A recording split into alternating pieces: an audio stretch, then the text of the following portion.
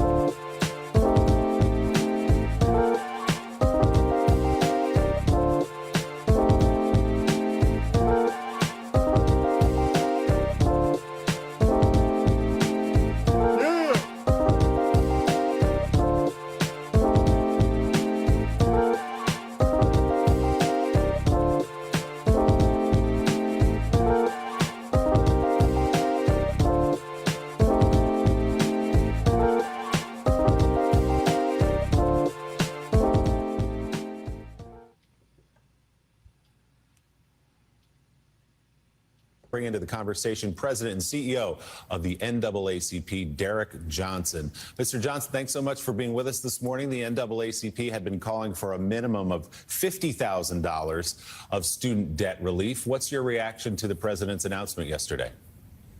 I think it's a great step in the right direction. Our goal is to ensure that American citizens have an opportunity to get out of the student loan debt crisis. Unlike other debt, it is a super debt. You cannot even get out of it in bankruptcy.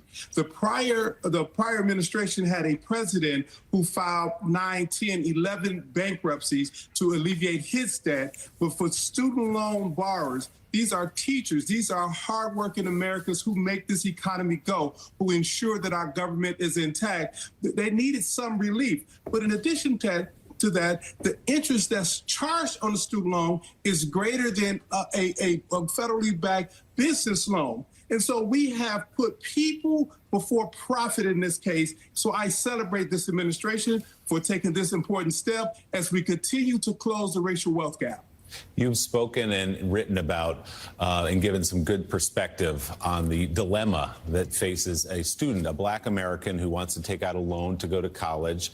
They begin with less wealth. They take out a larger loan. Then they owe more money over a longer span of time, and the cycle continues. Can you talk a little bit about, Mr. Johnson, how this might alleviate some of that? Well, because this administration is also seeking through rulemaking to simplify the process, more students can navigate higher education in a way in which they can understand how best to position their ability to pay for college. But let's be clear, we have a structural problem. That structural problem started because states decided to give tax breaks to the super rich as opposed to funding higher education. We have a structural problem because the Pell Grant that was put in place did not keep pace with the rising cost of tuition. We have a structural problem. As opposed to ensuring that we have a future of educated Americans, we allow universities to start looking at profit motives as opposed to preparing our young people for a future. On yesterday alone, I received a text from a colleague who thanked us for our advocacy because her 75-year-old mother is still paying student loans. That's unconscionable. We should do better by our citizens and put people above profits. And because of that, I commend this administration for doing something and have the courage to do it in the face of the current political reality. Hey, what's up, y'all? Welcome to episode 143. Yes. And you know, I wanted to start with that clip because candidly, that's a conversation in a lot of black households. And it's a conversation in mine. I mean, it wouldn't be if it were just me, but it's a conversation in a lot of black households, and it's not going to dominate the news or conversation. Very thankful to have the one and only Rob Redding Jr., Redding News Review in the house, and I'll get to him in just a minute. But, this is a conversation that, quite frankly, doesn't get framed in the mainstream media. And I'm going to mention why I don't think the right conversation is being had currently in the media. And we'll get to that when we get to Rob and we do our introductions. But again, this is episode 143. This is the G Podcast. I'm your host, Tommy B. And every week we do news, politics, that pop culture, and that piping hot tea from the one and only. Y'all give it up for Tanya B. Almost didn't get your name out, Tanya B. I'm so hyped. I don't know if it's I get five. like that. You know what I'm saying? Yes, So, I know what you're saying. How you doing? I'm cool. I have recovered from the birthday weekend. No, it wasn't the birthday weekend. It was the birthday month. I'm sorry, the birthday month. Yes, that's what I'm talking about. Yes, so again, for the fourth time, happy birthday, Tanya. Thank B. you. I just got one thing I have to say to you. Yeah, I just want to thank all the folks that have been engaging and really showing the show some love. I really appreciate that. And I just want to give you a heads up now. Next week over Labor Day weekend, I usually do my classic backyard barbecue jams, but I'm doing something different. I'm doing the Siblings of Soul. So think of all the great groups that had siblings over the last 40 years, and they're still out there dipping it and doing it today, which is proof that R&B is not dead. So if you like everybody from the Isleys and the Wilson Brothers and the Gap Band, I got the Jacksons, I got the Whispers, I got Kool and the Gang, the Jones Girls, the Emotions. Good stuff. So, immediately Sister Sledge, when you said siblings, I thought of the twins. I thought of the Whispers. Yeah. But So, there's very cool. Levert, there are the Wiggins brothers and the Tony. So I'm telling you, we are going to get it in next weekend, stuff. y'all. I can't Yes. wait. Go ahead, give it for Tanya B. All Already. Yes. My brother from another mother, Vi has, he's the most popular guy on the planet. It's just like everybody flies in at the last minute to visit Vi. I mean, is that the case? Or well, I'm not going to jump to conclusions till the end of the show. But I'm going to put that off. I just wanted to mention the pride of Mary Persons High School, Forsyth, Georgia, representing Columbus. He's not with us, but congratulations. His Falcons won. I wanted to mess with him about the Falcons. Finally. Preseason, it's preseason, but, September 11th, we'll see what they do. Again, I mentioned the name, and it's always, an honor and a pleasure to have Black Talk royalty in the building again. There he is. I don't know if he could hear me if he took his headphones off. No, I hear you. Black Talk royalty. I like that. The king of independent talk. America's independent voice. Rob Redding, author, artist. Congratulations on your recent graduation too, man. I do want to, definitely give it up to you for that. Because let me ask you. Can I ask? I'm going to ask you now. How many degrees? Where are you now? Dr. Redding. Too damn many. That's for Redding. Sure. Yeah, no. My sister's like, you need to go get your PhD, and I'm like, no, bitch. You go get my PhD. But for real, man. I do have to, definitely. And you're in New York, so give us, what's the education journey, man? Come on, spill it. That hustle for that tuition is something else, I can tell you that. Because in New York, there's nothing under $60K. That's what I'm saying. Yeah. No. They're like, well, you can stay another semester. I'm like, no, bitch, I can't. I got to go. I got to go. Hey, you know what? Hey, Rob, it's funny. Yes. Because I've got the educated folks in my house. And at the end, when it's about to close out, somebody's always offering, hey, you can get a certificate. And I'm like, no. Bring your ass home. Come home. Exactly. Now, look, let me just say something in case you're a woman and you got offended with me saying bitch. My bitch is non-binary. It's a non-binary bitch. You heard that? That's off the dome. I just made that up. I swear to God I did. But again, the website is readingnewsreview.com. Every Sunday at noon, we're really, the conversation every week, you just never know. It's never predictable. We play his show at noon. We repeat it every Sunday at noon. And then we also play repeat episodes, weeknights, overnights, late nights, midnight to 6, because all the content, the information he's given is relevant. It's probably, in my opinion, and I say this to a lot of people, when it comes down to truly understanding what's going on and giving it from an independent view, Rob pretty much on the black side is one of the few people who do it. And the reason I say that is because a lot of even black pundits and some of the MSNBC and CNN are so in pocket. They get talking points. They're in lockstep with, one party or another. And it's just good to hear, somebody who's really just giving it to it, straight, no chaser. So, I applaud you, man, for doing that every single week. And of course, Rob, going back, Rob was at one point a music jock. He was on air doing 7 to midnight in Macon, Georgia. He was a program director in Shreveport, where he oversaw stations in Shreveport, right? Was it Monroe, Shreveport? Louisiana. Monroe. Yeah, Yeah. I get those markets mixed up. He was also with Sirius XM. We're going to talk just a little bit about that. You did the Sirius XM thing too as well. Am I right, Rob? Yeah, for about 6 years. Yeah, about 6 years.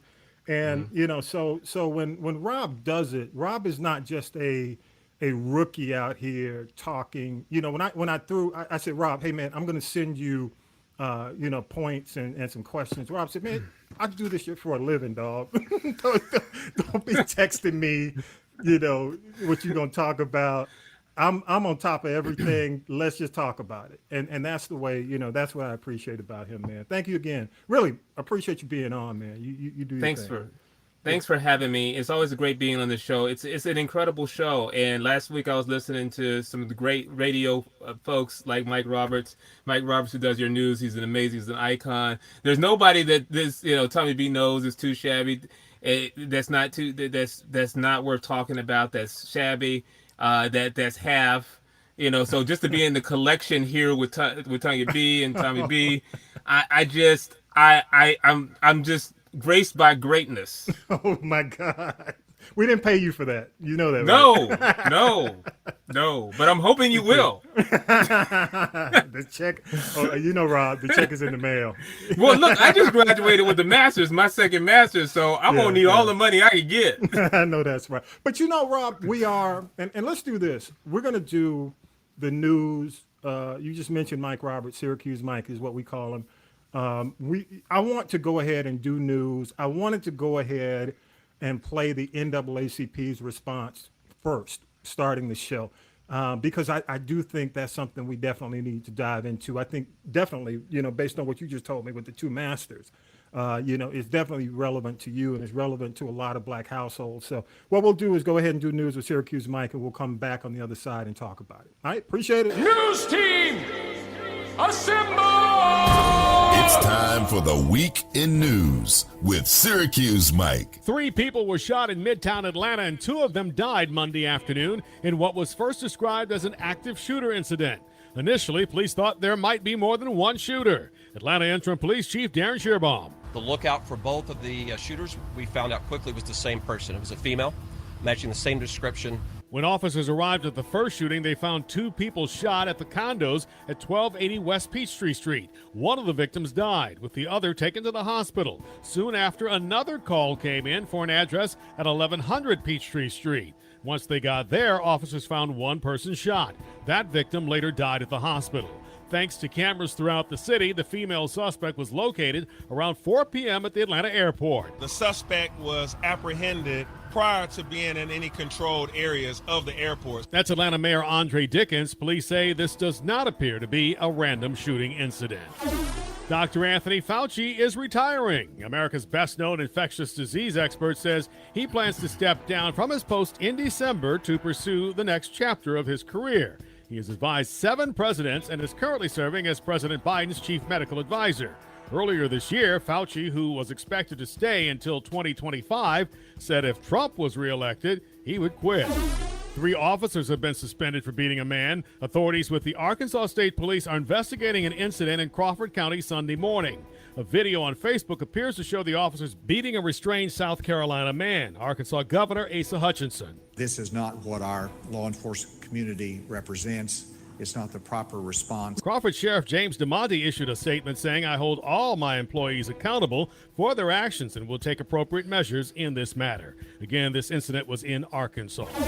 Prosecutors appointed to determine the case against 2 Atlanta police officers in the 2020 shooting death of Rayshard Brooks concluded that the officers committed no crimes. Former DA Danny Porter said Officer Garrett Rolfe, who shot Brooks, acted within accordance to Georgia law and that he acted in accordance with Atlanta police policy on the use of deadly force.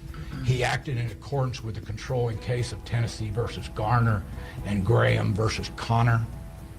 And based on the facts and circumstances confronting Officer Rolfe and Officer Brosnan in this case, it's my conclusion that the use of deadly force was objectively reasonable and that they did not act with criminal intent. That's Porter, the former Gwinnett County DA. He worked on the decision with Pete Skandalakis, the lead prosecutor appointed by State Attorney General Chris Carr. Fulton DA Fonnie Willis asked for and was allowed to recuse her office from the case due to the actions of her predecessor. Atlanta NAACP President Gerald Griggs issued a statement disagreeing with the decision to dismiss charges against the officers. He said, in part, "We have 2 different prosecutors with 2 different charging options. Therefore, the case needs to be presented to a grand jury for the citizens of Fulton County to make the decision." During a news conference, there was a lengthy presentation before the decision was announced. Skandalakis took a moment to talk about how different this case was compared to the George Floyd and Ahmaud Arbery cases. Both also happened in 2020. The Atlanta officers are still employees of the police department. President Biden delivered on a campaign promise to provide $10,000 in student debt forgiveness. Here's how it works. If you borrowed money and earn less than $125,000 a year, you'll be eligible for loan forgiveness. It's $20,000 for low-income Pell Grant recipients. Nearly 45% of borrowers would have their debt fully canceled, according to the White House. That's 20 million people who can start getting on with their lives. And to those people who said it's not enough, I believe my plan is responsible and fair. Other critics say forgiveness sends the wrong message. The president also extended a pause on federal student loan payments through the end of the year. And this will be the last pause. According to the Louisville Courier-Journal, this week, former Louisville police detective Kelly Goodlett pleaded guilty to 1 count of conspiring to violate the civil rights of Breonna Taylor for helping falsify an affidavit for the search of her apartment. Goodlett is expected to be a star witness at the trial of Joshua Janes and Kyle Meany when the former cops are tried on civil rights charges in connection with Taylor's death. A third ex-detective, Brent Hankinson, is also charged in a separate federal indictment. A Florida federal judge has ordered the release of the redacted version of the affidavit that supported the search of former President Trump's Florida estate. Judge Bruce Reinhart's action came just hours after the Justice Department submitted a redacted version of the document used to justify the August 8th warrant. Prosecutors have maintained that releasing the affidavit could compromise their investigation, but several media companies filed for the release to learn more about the justification for the unprecedented search. Vanessa Bryant, Kobe Bryant's widow, was awarded $16 million as part of a $31 million verdict by a jury. The unanimous verdict was against Los Angeles County because deputies and firefighters shared gruesome photos of the basketball star, his 13-year-old daughter, and other victims who were killed in a 2020 helicopter crash. While the photos did not become public, Vanessa Bryant testified that she had panic attacks at the thought that they might still be out there. Before he was fired, this is just some of what was said publicly in Uvalde, Texas, about School District Police Chief Pete Arredondo. Our babies are dead. Our teachers are dead. We need justice for our kids. The Uvalde School Board voted unanimously to immediately terminate Arredondo's contract. I move that good cause exists to terminate the non-certified contracts of Pete Arredondo effective immediately. The decision comes 3 months after a young gunman took the lives of 19 children and 2 teachers at Robb Elementary School. 3 people were shot in an incident at an industrial park in Henry County Thursday afternoon. 2 of the wounded people were taken to area hospitals and treated. The third person was treated at the scene and released. Investigators think the shooting may have been sparked by a dispute. A suspect was taken into custody.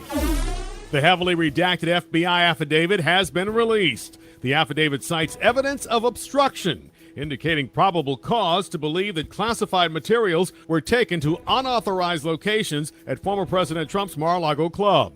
One of the things we learned today is that the affidavit itself was written by a special FBI agent. Of course, the agent's name has been removed from the document, but we do know that the agent had a background in investigating people who unlawfully collect, retain, and disseminate sensitive government information. Several news outlets have posted a link to the affidavit on their websites. Hey, what's up, y'all? By the way, if you're listening on the stream, there may be some issues with the stream at castropolis.net. Just go on over to YouTube if you're checking us out live.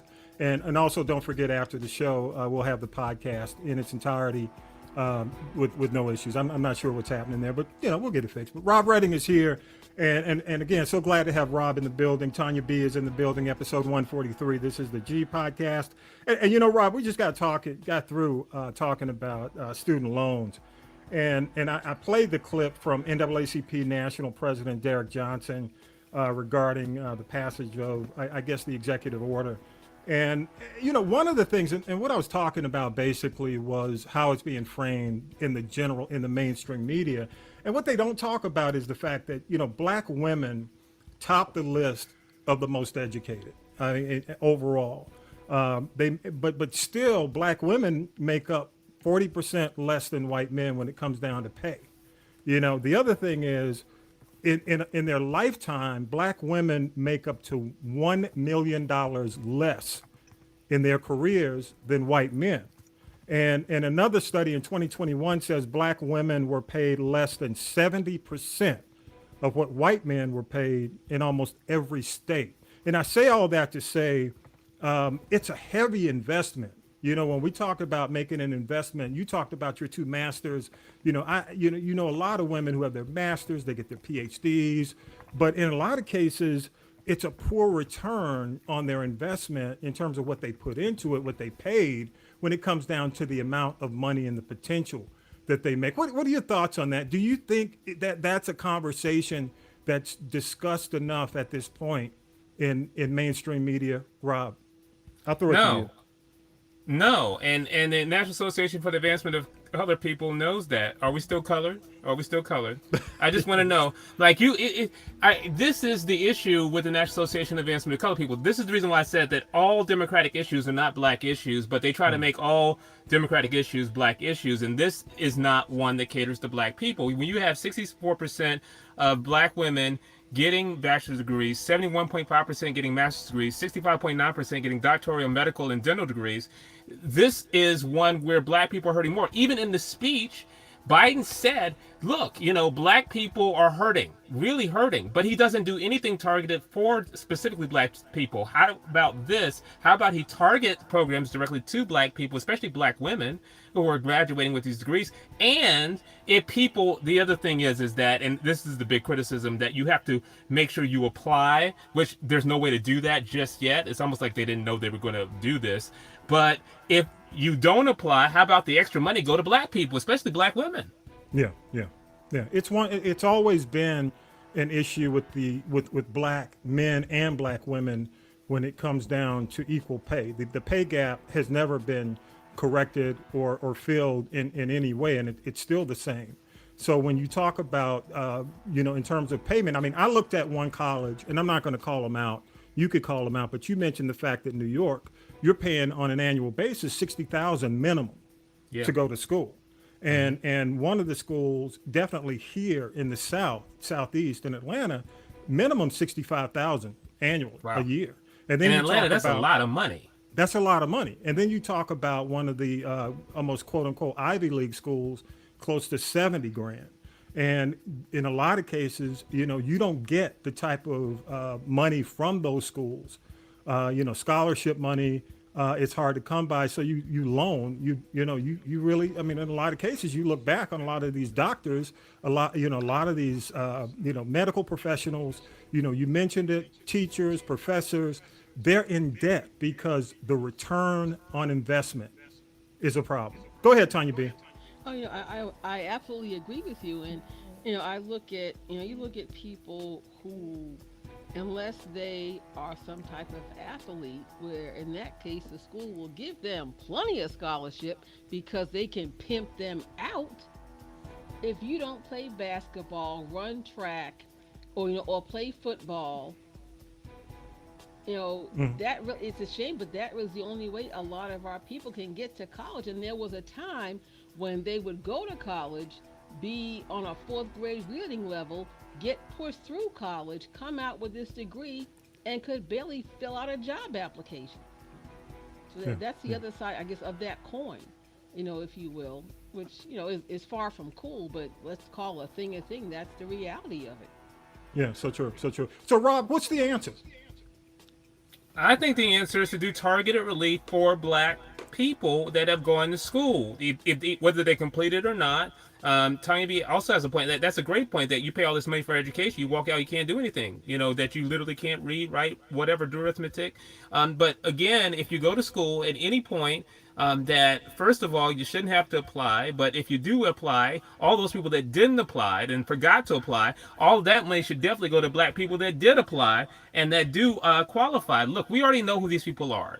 That's the reason why we know how much this plan is going to cost, right? So at the end of the day, we should be targeting Black people that we have already said, he said, his own words in his addresses, that Black folks are disproportionately impacted. Then why are we getting the same amount of money? Why are we being treated in the same way? So true, so true. So Rob, the other thing, and I want to definitely, again, go to Castropolis.net. We have a people poll there. I'd love to hear what the audience has to say, especially, again, it's a conversation in just about every Black household, or it has been. When you look at the fact in the conversation or the speech, the comments from Johnson that were made on MSNBC, the 75-year-old grandmother, still paying student loans at 75. That's just ridiculous, unheard of. And that's something that really should not be occurring.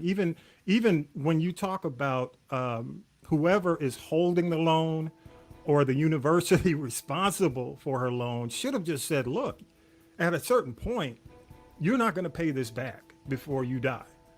So let's just go ahead and forgive this loan and keep it moving. And not only that, where is she going to be able to go to work to make enough income to even begin to pay that back?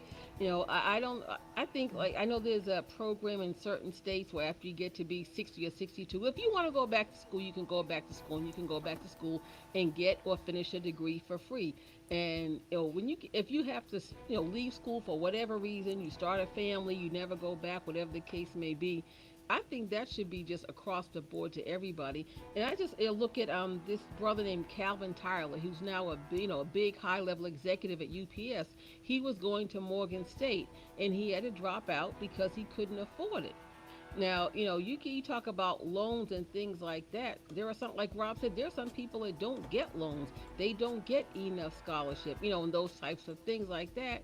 And they just can't go. And I applaud him because he's poured over $20 million back into the school for those types of students who just can't afford, don't get scholarships, don't have the means because of their family's income, economic background. But also, everybody who applies for a student loan doesn't get one. Yeah, so true. So true. So true. Hey, let's do this. And Rob, I want to move on because there are a couple of other things I want to get your opinion on. Of the stories we covered, that Mike covered, 5 of them deal with police in some form or fashion and police misconduct. We still don't have passage of the George Floyd Policing Act. How do you feel not having this is impacting a lot of these circumstances? I mean, for example, Rayshard Brooks this week, the cops who actually killed him in the Wendy's parking lot, whereas Howard had actually put these cops up for criminal charges. The state prosecutors, which happen to be Republican, came out and acquitted these guys. So we still don't have federal regulations, legislation in place, a bill passed that was supposedly supposed to be the George Floyd Policing Act. But your thoughts on that? They should have burned down Atlanta when they had the chance. More than the Wendy's. How about that? More than burning Yeah. down the Wendy's, which is still a big old They should have hole burned- with a fence around it to this day. Really? Well, yeah, they should have burned down the whole damn city. I don't care what Lance Bottoms said at the time, but I was all for them burning down the city. And I know people say, well, that's destructive to black folks and their businesses and blah, blah, blah. Let me tell you something. That's what Transamerica and the rest of these insurance companies is all about. So, I mean, look, at the end of the day, the only thing white folk understand is losing stuff. And when they lose their stuff, too, and they would, because Negroes are not stupid. When they see enough of the stuff burning on the news, they really understand Negroes are mad, and they get a tall glass of act right. You know, when they really started to be reactive, and not to say that I don't condone, a lot of this that went on, but people just get to a point where they have had enough. When they went up there and started burning up Buckhead, everything changed, because it wasn't black folks burning down their own neighborhood no more. Yeah. Right. Good point. All right, one more question, Rob, regarding the midterms. You're hearing a lot about a problem with black male voters in terms of I don't want to say falling in line, but you know how it goes. You know, in terms of how the Republican Party speaks and the Democratic Party speaks. But in terms of watching the erosion, black women have stayed in place when it comes down to voting for the Democratic Party, for Biden. Here in Georgia, we've got the Abrams-Kemp race. You've got the Warnock-Herschel Walker race. It seems like black women are staying put. They're staying in line. The problem that a lot of people foresee is whether or not black men, which has the support has been eroding, will go to vote this midterm, and whether or not they'll continue to support the Democratic Party, whether or not they'll go out and vote for Warnock, whether or not they'll vote for Stacey Abrams, whether or not they'll vote for I said Stacey Abrams. Who else am I missing here? And he's not actually in place until he's not going to be in place until for another 2 years. But your thoughts, Rob? Black men. What about him? Black men in support, because it's been slowly eroding for the last few years. But why? Why has it been slowly eroding? I don't know. I mean, you tell me. Are you asking me why have they been slowly eroding, or why? Or will they vote? Which one? Will they vote, and why? And why nobody cares. See, I think the most important question is why are they slowly eroding? Because because nobody really cares why black men are slowly eroding, and I don't know why black women are going lockstep with the Democratic Party. But let me just say this.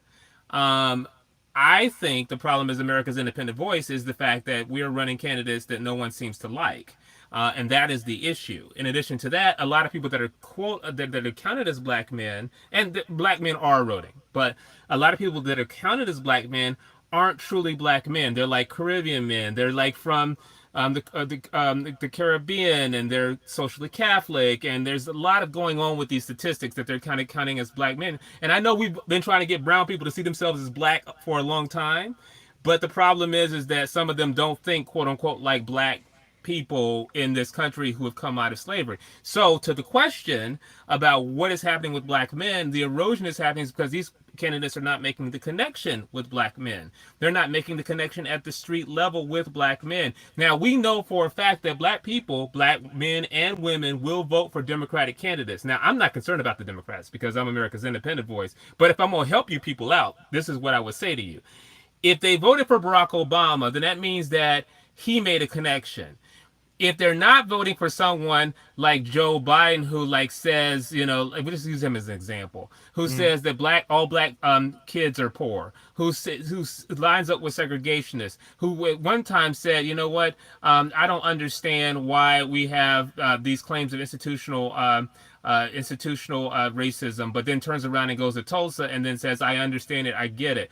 So again, he's also just this week talking about how black folks need extra stuff when it comes to going to college and getting relief, but he doesn't give them said relief.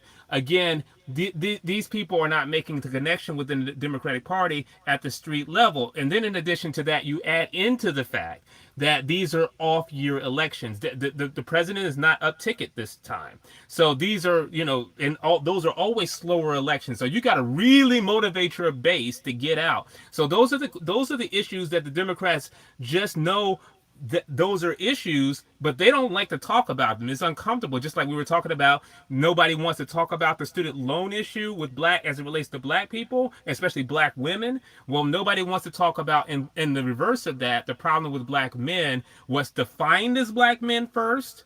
And that most of them and some of them, that the ones that are not participating are not truly raised in American values from the ground up, black men. And in addition to that, again, the issues as the candidate is the issue with the candidate not connecting with black men. All right, final question on the news, Rob. What's going to happen to Trump? What are your thoughts? Where are we headed? Well, there have been a lot of leaders that go to jail. I've got my attorney Roy Miller, who doesn't seem to think that he will go to jail because it puts him into jeopardy if he does. It puts the country into jeopardy. It puts us in a legal bind. You cannot have a sitting president or a former president that goes to jail. I mean, they know national secrets. You can't put a president on stand. They know national secrets. Literally anything could come out in the truth of their answer or in the fact that they could be extorted in prison. So those are issues as to why Trump cannot go to jail. Now, what I will say is that not just Trump needs to go to jail, but he also needs to go to hell. But the problem is that he's looking like he's going to try to run. He might not run, but we don't know. But the best thing in the best case scenario, I think, for everybody involved at this point is that there's an agreement like there was with Nixon that, hey, guy, you know what? We could indict you, and we might if you don't agree not to run again. And that's the bottom line. That's basically what we want out of Trump. We want Trump to go away. Mm-hmm. Mm-hmm. Good point. Good point. All right, Rob. Hey, let's do this, man. Let's take a break. If you can hang with us, hang out for the entertainment news. That's most of the political stuff. I know you don't. I'm gonna put you on mute, Tanya B. We don't get a chance to do that with you often. So what we're gonna do is go ahead and go to break, and we'll come right back. Here we go.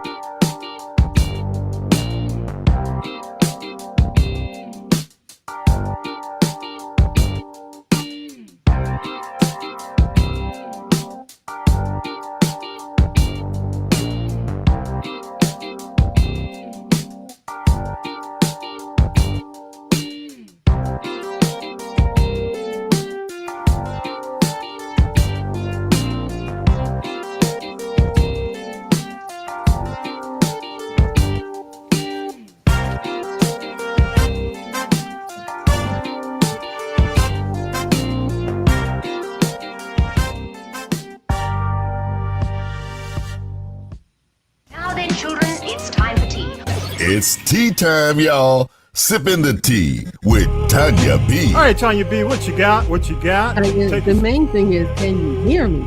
We can hear you. Go ahead. Do your thing. Okay. Do your thing.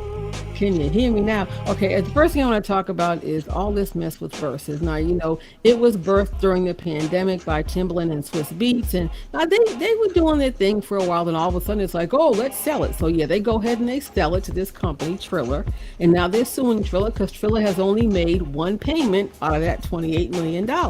And, since Triller really took it over, it just kind of went to hell in a handbasket. You didn't have that quality of artists. You had sound issues. You had fights. You had people showing up late, people getting drunk. And then they wanted to charge people, for it. And people were like, no, this is not going to work.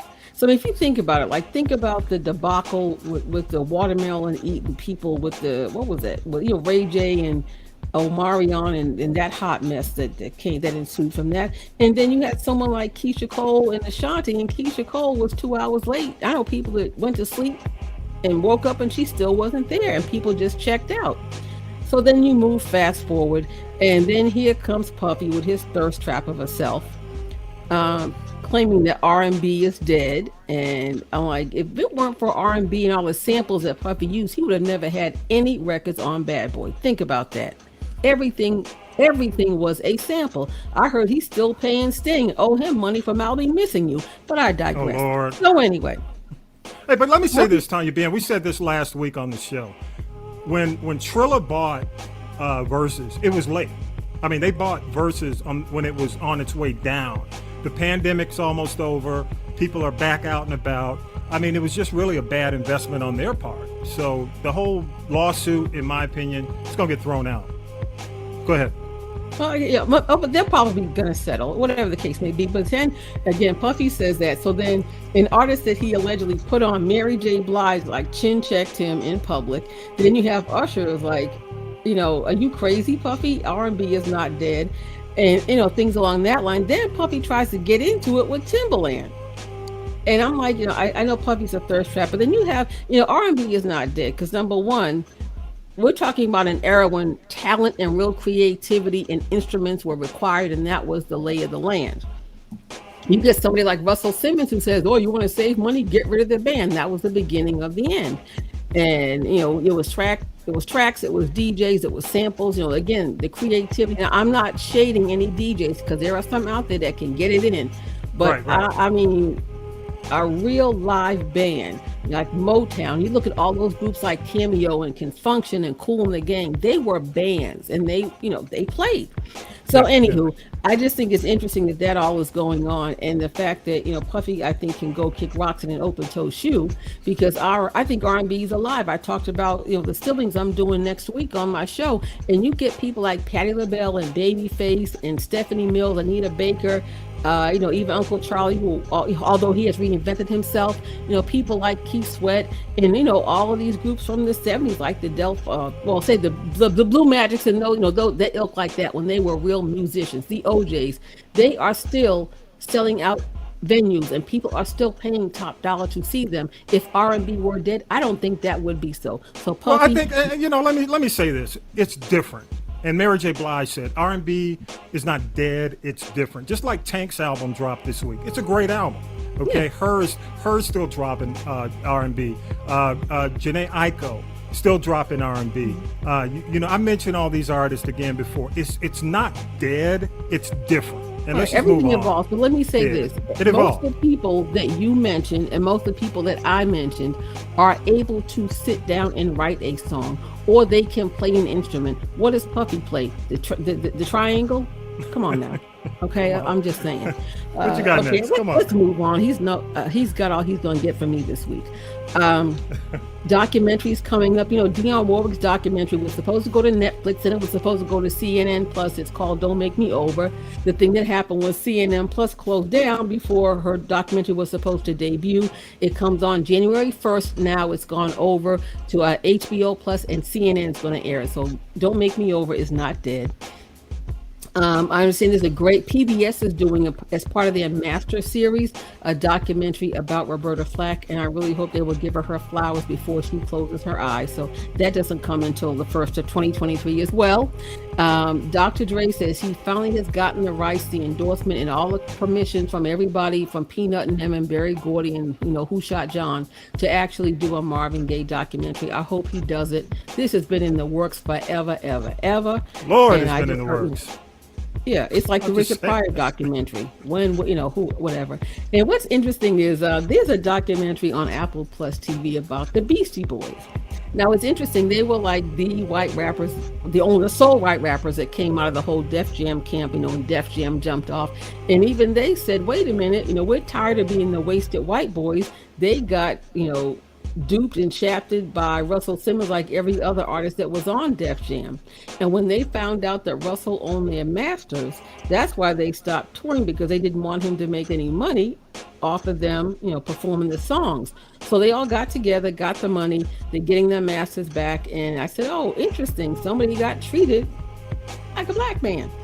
But how many documentaries do they need on the Beastie Boys? They just did one on Apple. How many That's really what I'm do we talking need? about. But it's interesting how they talked about that. I'm like, oh, so now you're talking about how they did keep one it when moving. the other Come guy on. passed away. But it was just interesting. So No, anyway, okay. and the other thing I want to talk about is violence in concerts. I'm like, what is going on? We have all these shootings and all this run amok going on. But more recently, even last year when one of those babies, Little Baby or Dub Baby, was at Rolling Loud, people started throwing shoes. People threw shoes at Kanye. Lil Wayne just had something thrown at him, and he just said, "I'm walking off the stage." They even throwing stuff at Lady Gaga, and it's not like money. It's like, I'm like, how are these people getting these objects into these venues?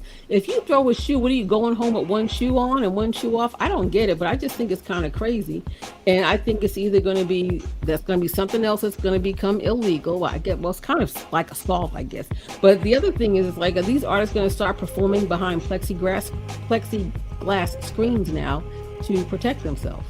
Well, they're throwing water bottles, and at every show, especially the outdoor venues, you got to have water. So let me ask you, Rob, why do you think these guys are throwing these water bottles? Well, if I'm it's paying a trend. I'm $10 just for a asking. bottle of water, I'm not Yeah, throwing that's what I'm saying. anything. Rob, you've heard about them throwing. You're in New York.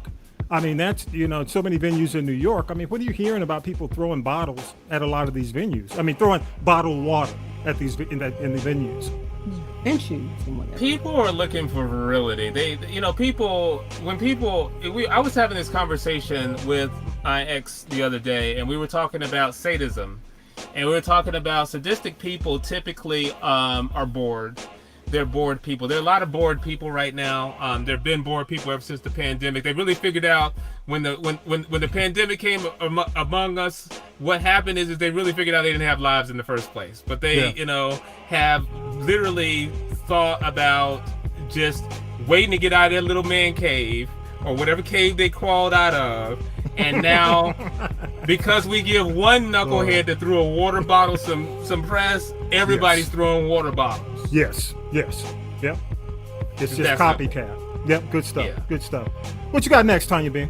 And honestly, there are some large festivals here in the ATL that are being canceled because of the threats of violence. They can't get insurance, and because Georgia is now this open carry state, they really are in fear of people showing up. You got to beef with somebody. Let's go down to the One Music Fest or the Music Midtown, and start shooting up the place. So I wonder if that's going to become more the rule than the exception, where these big festivals are being canceled. Well, I think the right states, like the state of Georgia, a lot of these open carry states are going to lose money, and you know what? Rightfully so. Absolutely. Rightfully so. They should. All right. Because they What else never you have got? enough security anyway.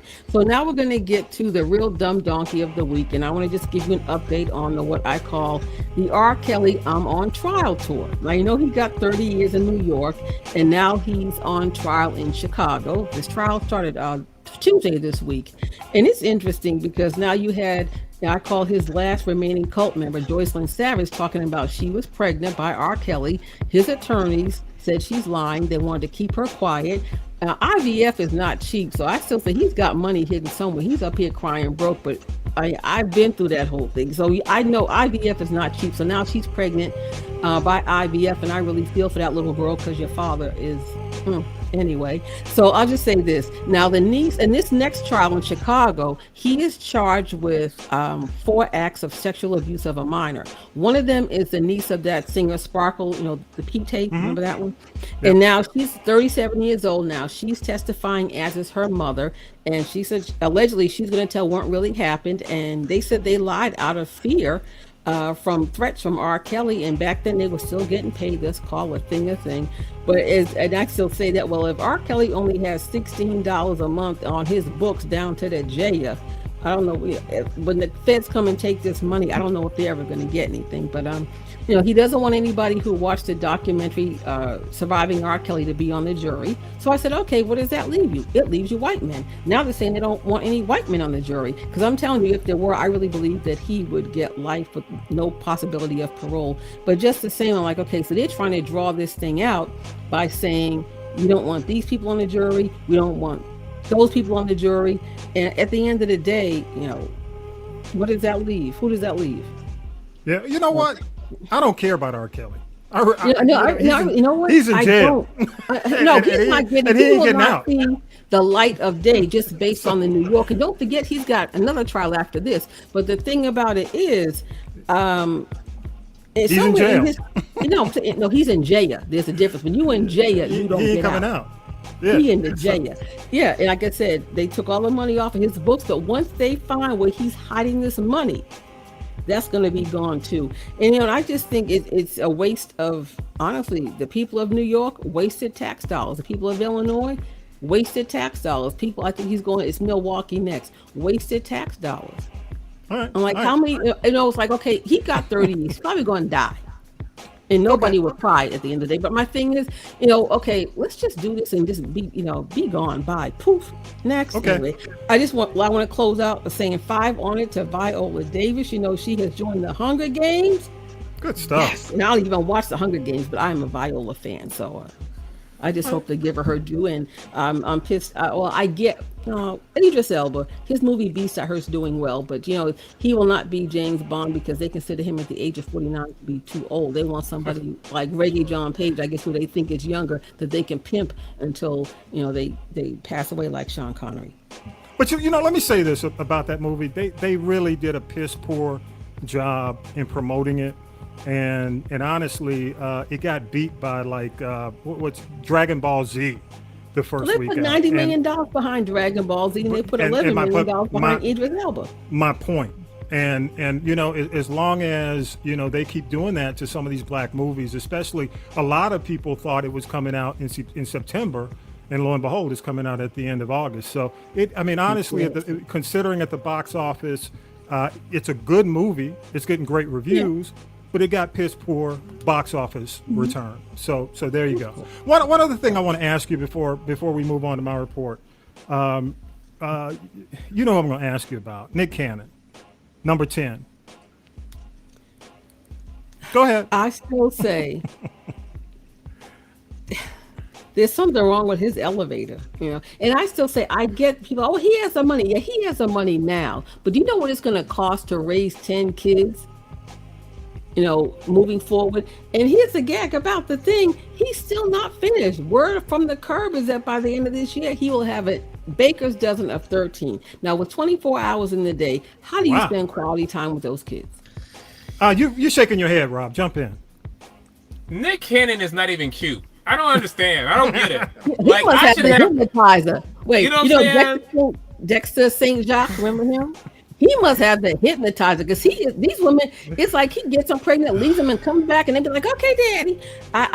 He must have the hypnotizer. I don't get Nick it. But Cannon's laying that pipe. That's probably what it is. It must be down to his ankles. But I'm just saying, he must have the gift and don't know how to use it. But here's again my thing. Children need their fathers, and there's not going to be enough time. And he's got black boys, and black boys, they need their dads too. But at the end of the day, I just say this. If Nick Cannon didn't have money, he'd just be a regular old ghetto hood father. Let's call a thing a thing. All right, y'all. Let's go ahead and do this. I got some stuff to mention. Here we go. What you watching this week, Tommy B? And you know what? I watch TV. I watch movies. So I try to keep you guys up to date. I do the hard work so you don't have to do it. So this week, I do want to say, and even though we talked about it last week, I want to give the Chi its due. They've been they're coming back. They're renewed for season 6, and well deserved. Up 20% in streaming year over year. Just my Chi update. Duda, if you watch the show, Duda does what Duda does. For those of you who watch the show, you know who Duda is. And all I gotta say, I'm not gonna spoil it for you, but I will say, watch out, old school Q. Y'all know who Q is on the show as well. The kids move toward forgiveness. Got to give a heads up to them. That's a good message on the show. One of the kids, Kev, is feeling himself about his gaming winnings, stacks of money in his drawer. That's on this week's episode. Tiff, y'all know who Tiff is. She is messy. She dodged a huge bullet this week with Emmett. And she needs to be worried about Keisha. She really needs to be concerned about it. She's just concerned about her man. Her man really has forgiven her.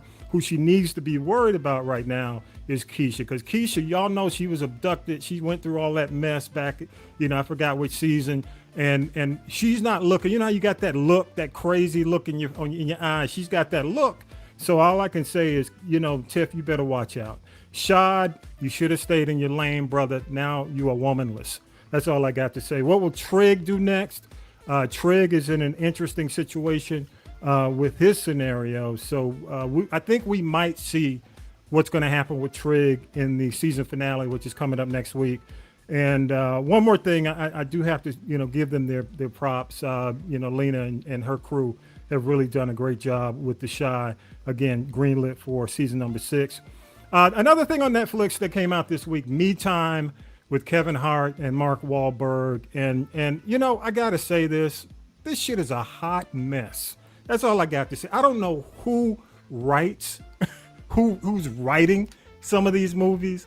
I don't, it's like when you've got somebody like Kevin Hart, who's one of the top comedians in the country, if not the world, and then you bring, a combination of Marky Mark, who really knows how to play off people. How can you screw it up? And it's just, it's all over the place. Too many. A bad script. It's just all over the place. A lot of, it's supposed to be one of these movies where they do the sight gags and the kind of do, but it's like, what do you want to be? So my question when I watch this movie is, what's it trying to be? You'll enjoy it if the good thing about this movie, you didn't have to go to the theater to see it. That's the best thing. You kept your ass at home and watched it in bed. Don't, that's all I got to say. My review is it's a hot mess. I'm just glad I didn't have to go to the theater to see it. Another movie, Amazon Prime, Samaritan, which kind of surprised me. Sylvester Stallone is back, 76 years old, playing a superhero. My thing, but the Rob, I'm gonna say this because you're a native. The thing I liked the most about this movie was it was filmed in downtown Atlanta. So when you're watching it, I grew up like around Butler Street, the old Fourth Ward, all in that area. So I'm looking at all the landmarks. I'm like, look, there's the Butler Street, YMCA. I'm seeing, it's shut down now, but the beauty of the movie, really for me as an ATLian, the best thing for me is just watching all the black landmarks, because they filmed it in, right around that downtown area. It revolves around a young boy who thinks he's found a legendary superhero called the Samaritan, who happens to be Sylvester Stallone, who is actually a sanitation worker. It's one of these, classic good versus evil movies. Again, Sly at 76, trying to be a superhero. That's kind of like, I forgot his name, the like old man. Schwarzenegger trying to come back. You know what I'm saying. You know what I'm saying. So yes. So my point is, it's not a bad movie. I would say for the kids, if you're watching it with the family, there's some language and all that, but it's not one of the better Sly Stallone movies. Actually, his company Balboa Productions actually did the movie, and it's not bad. It's not bad. We'll see, and I can see a sequel. I can see a franchise coming out of this, but Sly is 76. So what we gonna do? Okay. If you're watching Surface on Apple, Google about the Raw, the season finale is coming up this week. So for those who are watching Surface, it continues to kind of open up and you're finding out more. Looks like it's going to be, I think, 8 episodes in the season. If you watch Everything's Trash, which I think you watch Everything's Trash, Tanya B., the season finale is actually going to be September 7th. And, this is interesting. I had talked about Resident Evil on Netflix, and Resident Evil has not been renewed for season 2. Actually, it's been canceled. The show went from like at the top the first week, fell into the middle, right around top 10, and then it fell like 63%. So, that's what happens. I mean, when Netflix, when they look at a lot of these movies, they look at staying power because they want to be able to leave it in their roster, especially if it's an original. Nobody wants a Netflix original that after a month, nobody else wants to see. Not only that, Resident Evil is gone. They gave up a lot of money and they lost a lot of money. And this is the price you pay Netflix. And you can tell, let me play this. Lance Reddick. if you guys watch John Wick, you watch John Wick, Rob? You ever seen John Wick? I did not. Okay, oh yeah, John, actually I did. No, back in the day. Yes, it's been a minute. That's the Keanu Reeves movie. The guy, the black guy who actually runs the hotel. He's at the concierge desk. Lance. He's the actor. I'm gonna play this for you. This is him on Twitter. Good morning, everybody. I hope everybody is having a great weekend. So I want to do this video because I wanted to do some acknowledgments and some thank yous. As all of you are well aware by now, our show Resident Evil on Netflix has been canceled. And the haters and the trolls notwithstanding, I want to give a special thank you to all the fans who watched the show, who got what we were doing, and who really loved it, because there are a hell of a lot of you. And I want to give a thank you to our fearless leaders, our showrunners, Mary Lee Sutton and Andrew Dabb, my castmates and co-stars, Ella Balinska, Sienna Agudong, Paula Nunez, Tamara Smart, Adeline Rudolph, Connor Gassetti. To the executives at Constantine and our executive producer, Colin Scully, and to the executives at Netflix who believed in the show and who really loved it, and once again, who got what we were doing. We worked our asses off, we had a great time, and we made a hell of a show. Thank you. Onward and upward. Y'all have a great weekend. And you know what he means by that? By you got what, for those of you who got what we were doing, you know what he meant by that? What he meant by that basically was we made it black, black characters. They had more black He was one of the white characters that they made. They put basically a black man in the role of a traditionally white character.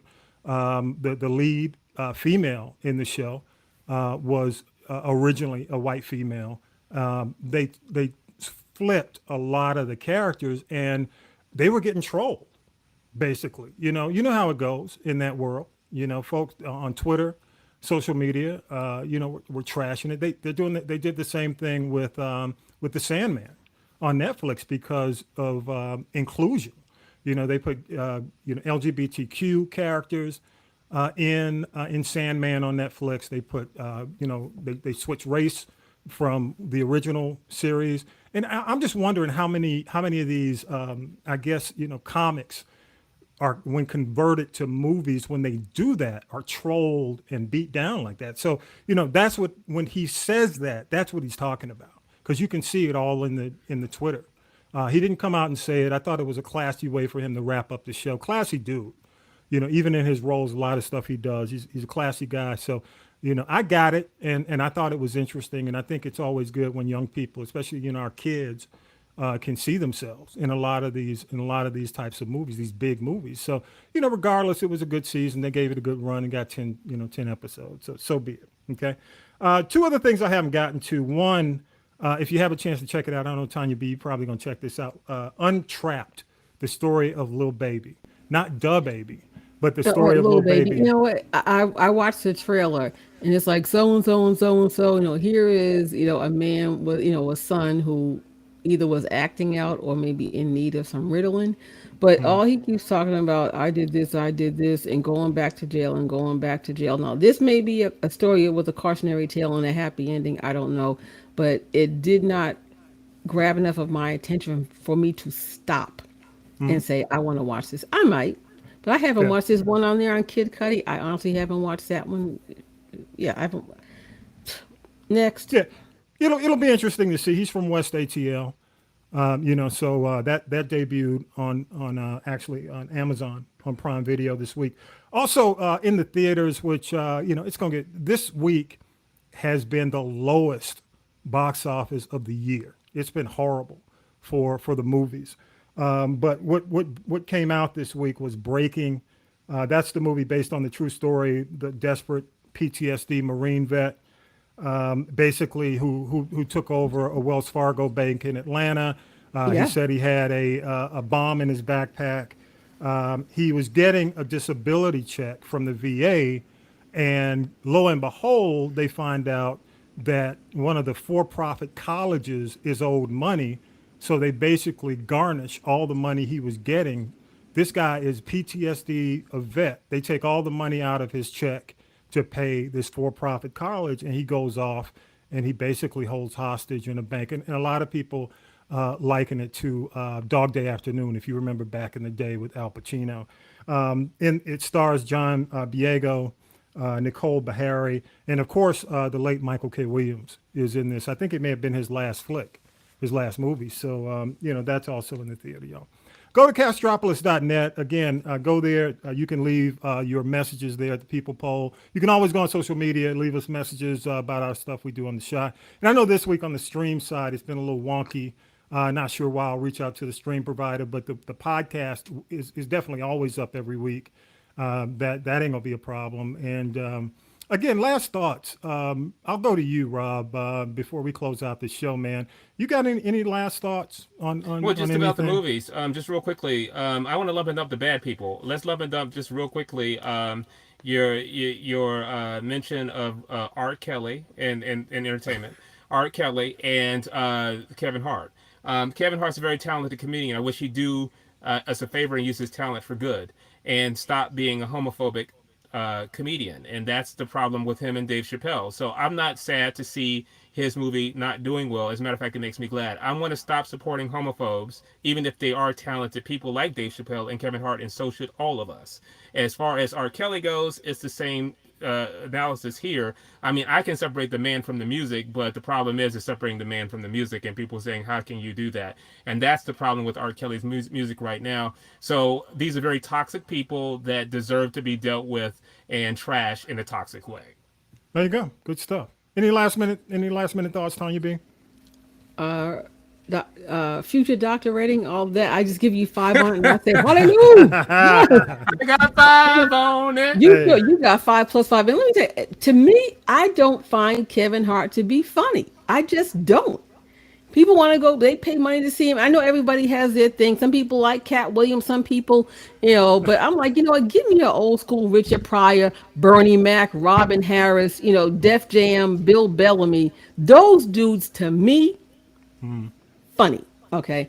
Like I said, Kevin, I mean, when his movies come out and his, those comedy specials come out, I'm like, okay, next. Look, the only thing I'm waiting for is that next week, Sterling K. Brown and Regina Hall, that Honk If You Love Jesus.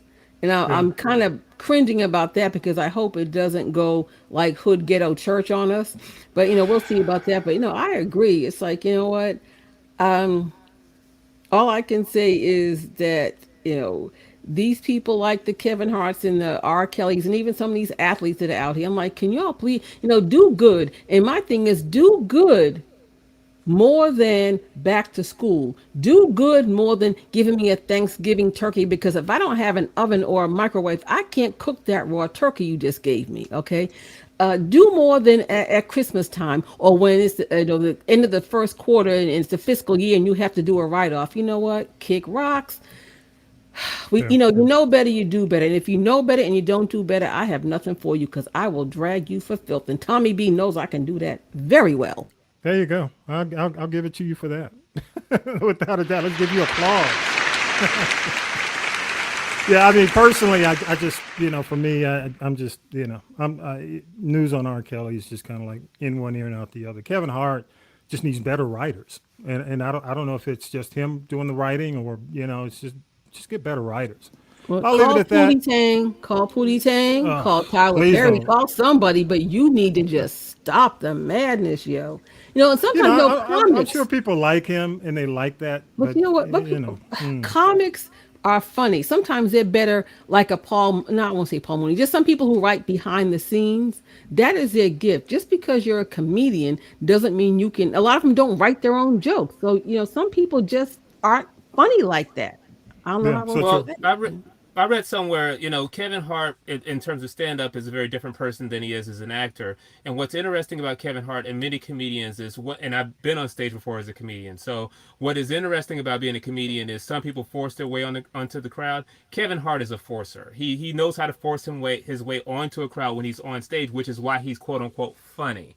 But when it comes down to telling an actual joke that's funny, Kevin Hart is not funny. But again, we're coupled with the problem that Kevin Hart is a homophobe, and that is the problem. One that wanted to throw a baby doll house at his own damn son. Let's not forget that. And you can't just walk that back and be okay. And I heard last week when we talked about replacing him for what's his name from The Daily Show, Trevor Noah, and I still wouldn't watch the anything he was on The Grammys. because he is a homophobe. Period. End of story. Yeah. Hey Rob, how can people contact you, man?